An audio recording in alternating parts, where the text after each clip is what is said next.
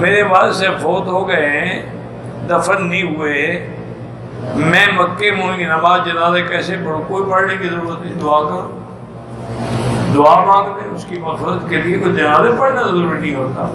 حتیٰ کہ حنفی مسلک میں تو جنازہ علی المیت الغائب جائز ہی نہیں۔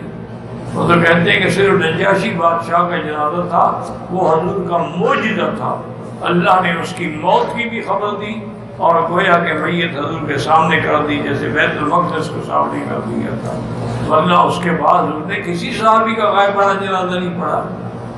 اگر غائبانہ جنازہ ہوتا تو حضرت جعفر اور آپ کے قریبی رشتہ دار جو شہید ہوئے ان کے جنازے پڑھتے ہیں کم سے کم۔ تو بہرحال احمد بن حنبل رحمۃ اللہ علیہ قائل ہیں تمہیں کوئی فکر کرنے کی ضرورت نہیں ہے، ان کے لیے مغفرت کی دعا کرو، ان کے لیے طواف کرو، ان کے لیے عمرہ کرو، خیرات کرو، صدقات کرو۔ واللہ اعلم۔ ربنا تقبل منا انک انت السمیع العلیم۔